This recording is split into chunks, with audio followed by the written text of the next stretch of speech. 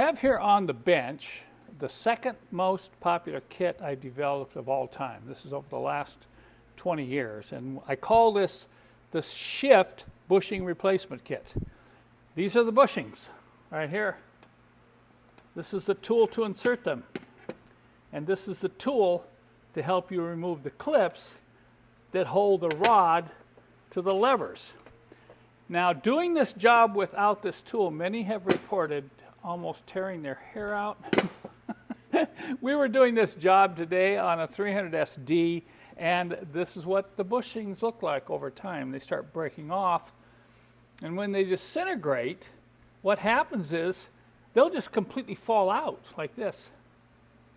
And when that happens, your shifter is going to get very loose and rattly, and the worst thing is the car may not lock up and park, which is really a safety issue, so you need to pay attention. You feel looseness in your shifter, you need to replace these bushings here.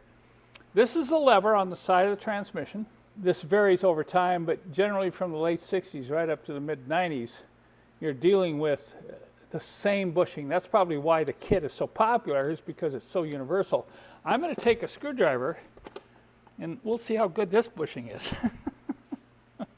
Okay, this is what happens. I think the material they make them out of now, the nylon, is a much better material, and they're probably going to last a lot longer. So getting them out usually isn't a big problem. But sometimes when you go to install the new bushing, particularly on the lever that sits on the side of the transmission here, it's really hard to get the tool up in there. So some cases you want to just take the lever off. Just take this lever off the side of the transmission and replace the bushing on the bench.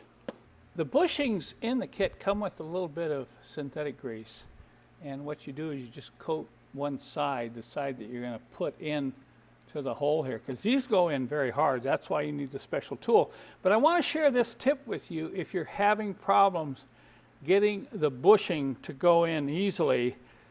These holes develop a sharp edge, particularly if the bushing has worn out, and what happens is this rattles around in here like this with the bushing gone and kind of deforms this edge, makes it very sharp. So if you're having trouble, take 120 grit sandpaper and we're going to knock off that sharp edge like this. And I know doing this up under the car is sometimes difficult. You can do it on the rear one, the front one depending upon how much room you have, and in this case we just took the lever right off the transmission. That's not hard. You just pull this bolt out and this just pries off the shift shaft going into the valve body.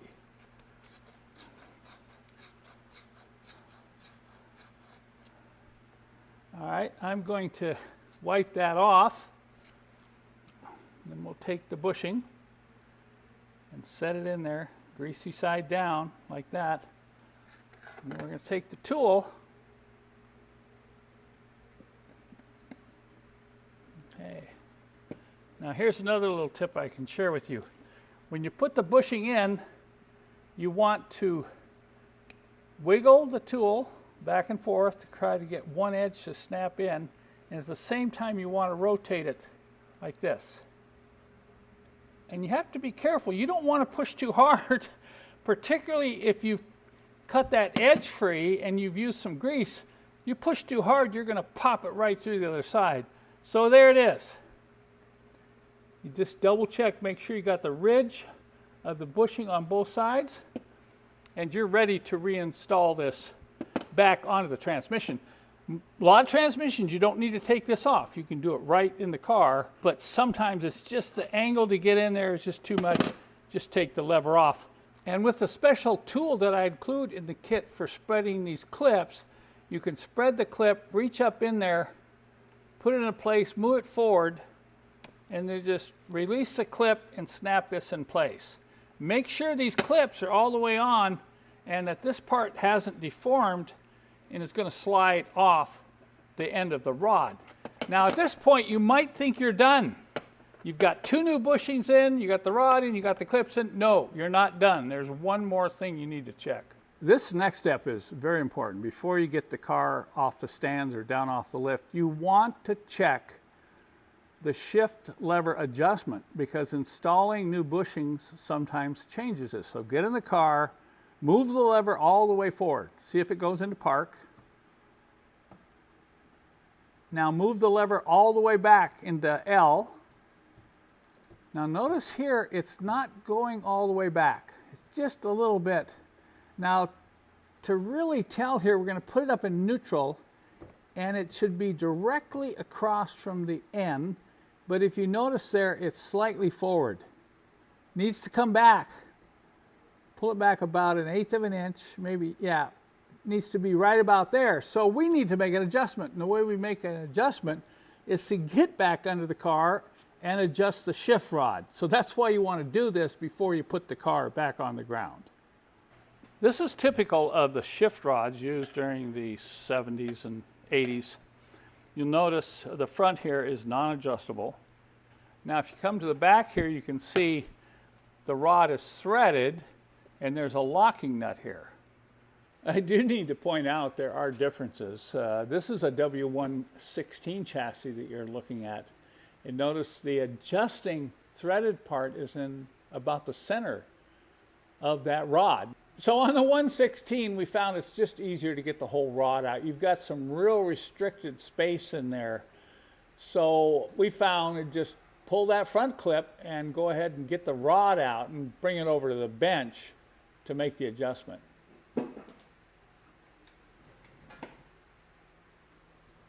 With this adjustment in the center, I think you can see why the engineers probably changed it later with the 126 to having the adjustment in there. But the principle's the same. We're going to hold on to the shaft here and loosen this up with a 15 millimeter. That's our locking nut. And what we want to do is shorten this up one turn, which means we're going to have to turn it in. But you see, look at that. It's kind of stuck. So we'll have to put this up in a vise to move it. You can see there's a flat spot on this section of the rod. And I get the wrench on here and I can break it loose. So I'm going to go ahead and turn it one turn to shorten it. I'm going to make sure I line up both ends. Now I'm not going to tighten the locking nut down. I'm going to go put this back in the car and we're going to double check the position of the shifter. When you tighten down the lock nut on the shift rod, it's very important you get those two ends parallel to each other. It's going to strain the shift bushing. So I use a vise. I got it in the vise. I held it. We got it all tightened down now and we're ready to put it back in. I know this takes a little bit of extra time, but it's important that that shift lever be in the correct position so you know for sure when you put it into park, it's going to stay in park. All right, notice the difference here. The shifter is in neutral, but it's not bound up in that front edge. There's a little bit of play fore and aft in neutral. We're going to pull it into low, make sure it doesn't hit the bottom stop in low. Look at that, it's just off the bottom stop. Now put it up into park, and it'll fully engage the locking mechanism in the transmission right there. That's what you want to see in your shifter.